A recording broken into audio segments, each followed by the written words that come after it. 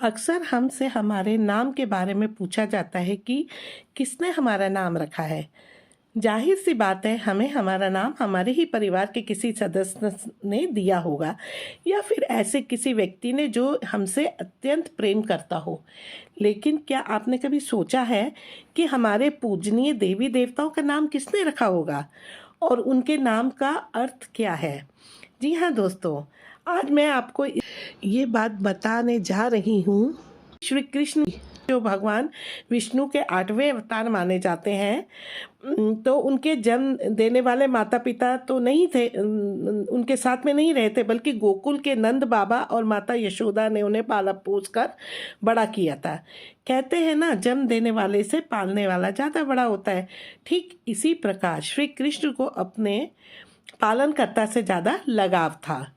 वैसे तो श्री कृष्ण की बालावस्था से लेकर किशोर अवस्था तक ऐसी कई लीलाएं जिनके बारे में हमने किताबों में पढ़ा है और हमने सुना भी है, लेकिन बहुत कम लोग शायद इस बात से अवगत होंगे कि आखिर भगवान को श्री कृष्ण नाम किसने दिया था।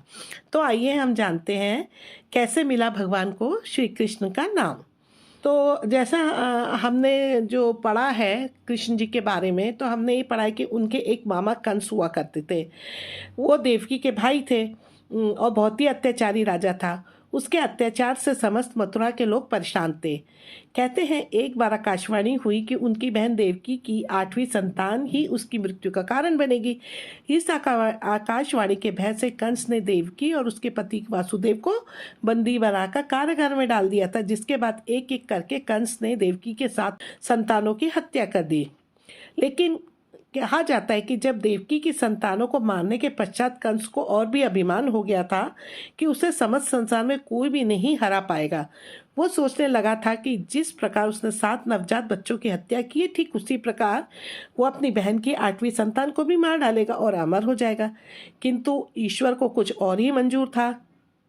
इसीलिए भविष्यवाणी के अनुसार देवकी के 8वें पुत्र के रूप में श्री कृष्ण का जन्म हुआ। जब श्री कृष्ण का जन्म हुआ तब काली अंधियारी रात थी और कारागार में मौजूद सैनिक अपने अपने निद्रावस्था में चले गए। यह कोई चमत्कार नहीं बल्कि प्रभु की लीला थी, ताकि वासुदेव उन्हें कुशल पूर्वक गोकुल में नंद बाबा और माता यशोदा के पास पहुंचा सके। वासुदेव ने समस्त बाधाओं को पार करके भारी वर्षा के बीच शेषनाग की सहायता से श्री कृष्ण को नंद बाबा के घर पहुंचा दिया और उनकी पुत्री, जिसे यशोदा ने जन्म दिया था, उसे अपने साथ ले आए। जब कंस को देवकी की 8वीं संतान के जन्म के बारे में पता चला तो वो फौरन उसकी हत्या करने कारागार में पहुंचा। किंतु वहां पहुंचकर उसने देखा कि देवकी का तो पुत्र नहीं बल्कि पुत्री प्राप्त हुई है। किंतु फिर भी उसने उस नवजात बच्ची को मारने का मन बना लिया, क्योंकि वह उस आकाशवाणी से भयभीत था। जैसे ही कंस ने उस बच्ची को मारने का प्रयास किया, उस नवजात ने देवी का रूप धारण कर लिया दोस्तों।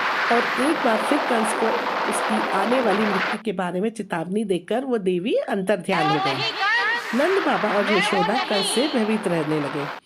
जब कंस उस कन्या का वध नहीं कर पाया तो उसने गोकुल के समस्त बच्चों का वध करने की योजना बनाई। इस बात से नंद बाबा और यशोदा बड़े परेशान रहने लगे। जहाँ एक ओर वो इस बात से प्रसन्न थे कि उन्हें एक पुत्र की प्राप्ति हुई है, वहीं दूसरी ओर उन्हें हमेशा कंस का भय सता रहा था। इसीलिए नंद बाबा ने न सिर्फ कृष्ण को कंस से छिपा कर रखा, बल्कि अपने भतीजे बलराम के जन्म को भी कंस से गुप्त रखा। कहते हैं नंद बाबा और यशोदा को इस बात की चिंता रहती थी कि किस प्रकार दोनों बच्चों का नामकरण होगा। जब आचार्य गर्ग उनके घर पहुँचे, नंद बाबा के घर, तो प्राचीन काल के बड़े ही महान विद्वान लोग ही नामकरण किया करते थे।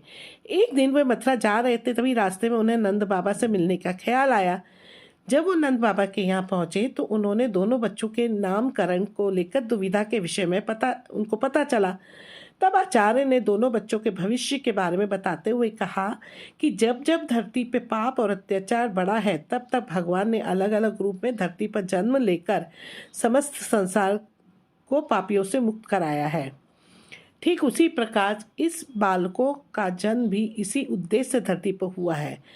आचार्य गर्ग जी ने नंद बाबा के भतीजे को बलराम नाम दिया और कहा कि यह बालक बहुत ही बलवान और शक्तिशाली होगा।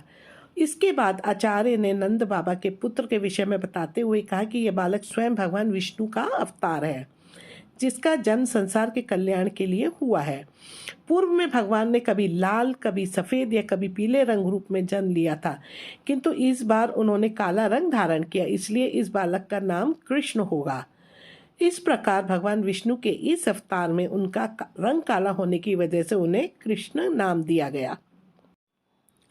श्री कृष्ण शब्द का दोस्तों ये मतलब है कि अगर हम इनका शाब्दिक अर्थ देखें तो श्याम वर्ण यानी कि कुछ नीला।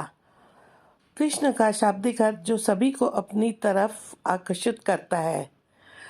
कृष्ण शब्द दो शब्दों के योग से बना है, जिसका अर्थ है कृष का मतलब होता है उत्तम, सभी को अपनी तरफ आकर्षित करने वाला, और भक्ति परम आनंद, भक्ति और परमानंद देने वाला। इस प्रकार से कृष्ण का अर्थ हुआ जो ईश्वर की परम भक्ति दे व उत्कृष्ट श्री कृष्ण।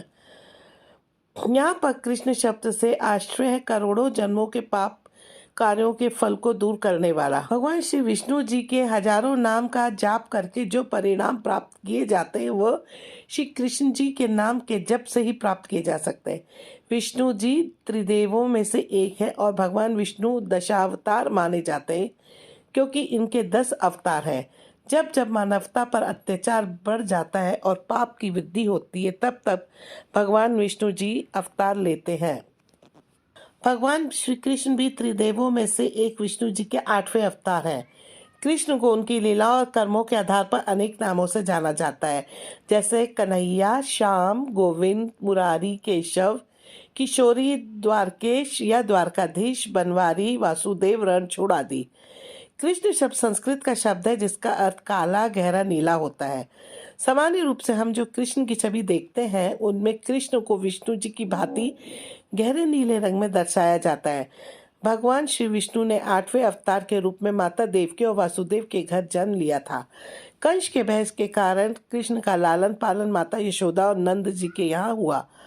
आगे चलकर श्री कृष्ण जी ने कंस का वध भी किया।